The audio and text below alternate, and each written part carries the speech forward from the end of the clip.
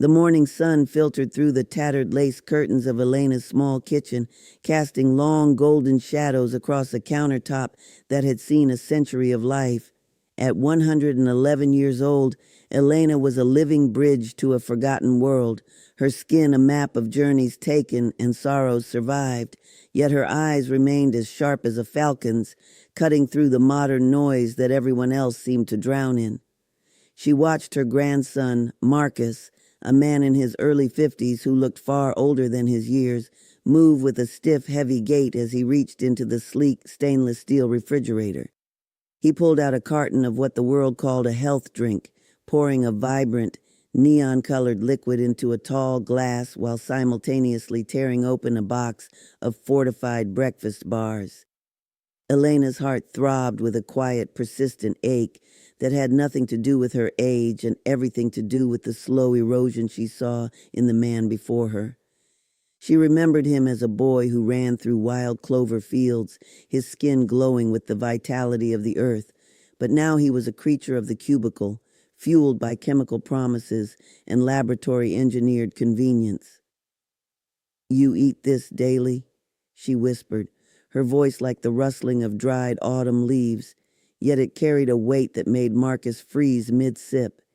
He looked at her, forced a tired smile, and nodded, citing the labels that promised heart health and sustained energy, unaware that he was consuming the very toxins that were turning his joints to stone and his blood to sludge. Elena didn't need a medical degree to see the inflammation blooming in his puffed cheeks or the way his hands trembled slightly as he held the glass. She had seen the rise and fall of entire generations, and she knew that the modern pantry had become a graveyard of hidden poisons. She thought back to her own youth, where food was a sacred conversation between the soil and the soul, not a product packaged in plastic and sold with a lie.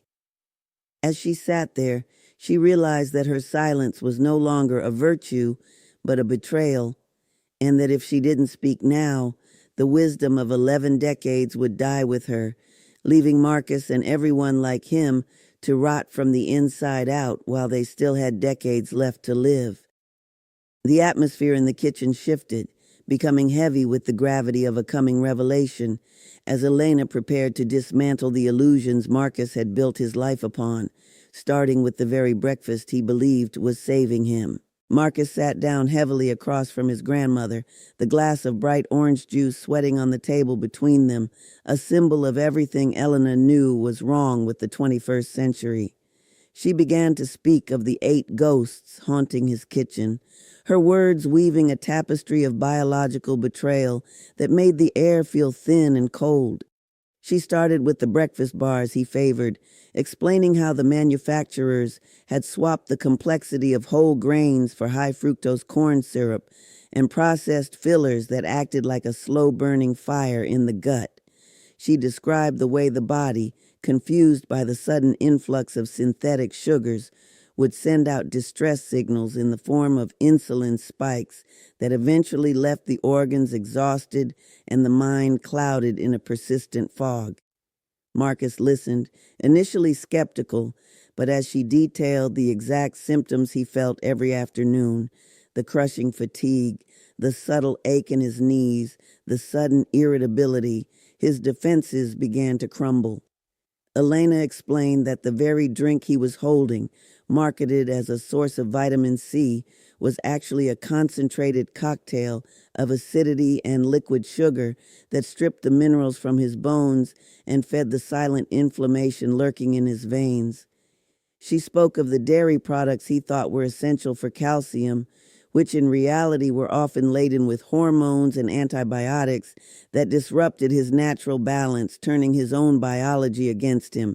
Her voice grew more passionate as she described the healthy margarines and seed oils that were nothing more than industrial lubricants dressed up in pretty packaging, clogging the pathways of his heart and stifling the breath of his cells.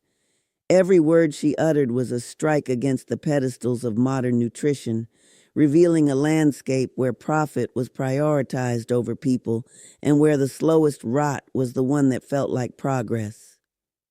Marcus looked at his kitchen, once a place of comfort, and saw it now as a minefield of deceptive labels and hidden dangers, realizing that the food he trusted was actually a slow-acting poison that had been eroding his vitality for years.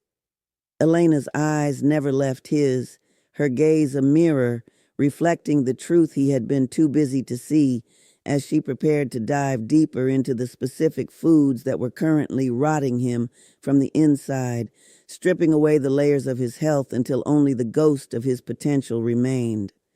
The realization was a physical weight in the room, a collective holding of breath as the true cost of convenience began to reveal its terrifying face through the testimony of a woman who had outlived the very industry that was now claiming her grandson's life. The shadow of the refrigerator seemed to lengthen as Elena moved to the third part of her warning, focusing on the hidden killers lurking in the condiment door and the crisper drawer.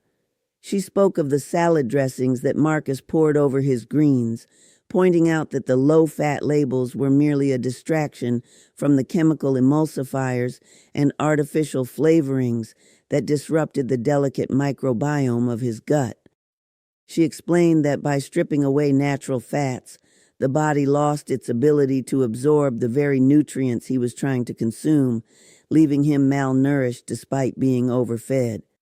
She moved on to the processed meats he used for his lunches, the deli slices and prepackaged sausages that were preserved with nitrates and sodium levels so high they acted like a brine for his internal organs, stiffening his arteries and straining his heart with every bite. Elena's voice took on a mournful tone as she described the way these foods mimicked the tastes of nature while being entirely devoid of life, a hollow mockery of the sustenance that had kept her ancestors strong through famine and war.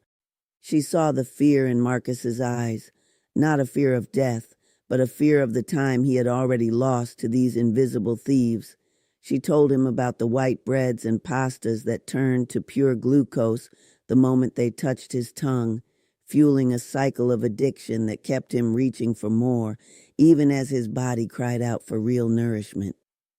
"They have turned your hunger into a weapon," she whispered, her hand trembling slightly with the intensity of her conviction.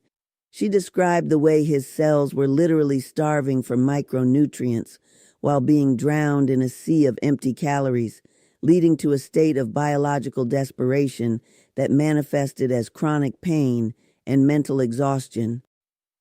The kitchen felt like a courtroom now, with the colorful boxes and jars on the shelves serving as the evidence of a massive, systemic crime against human health. Marcus realized that his healthy lifestyle was a carefully constructed lie, a series of habits designed by marketing teams rather than biology, and the weight of that realization was almost too much to bear. But Elena wasn't finished yet. She had one final revelation, a secret to longevity that didn't involve a single pill or supplement, but rather a total return to the earth that had been waiting for him all along. The air in the room vibrated with the urgency of her message, a call to arms for a man who had forgotten how to fight for his own life. As the clock on the wall ticked toward noon, Elena reached across the table and took Marcus's hands in hers, her grip surprisingly firm for someone who had seen 3 different centuries. This was the final part of her story, the bridge from the rot of the past to the life of the future.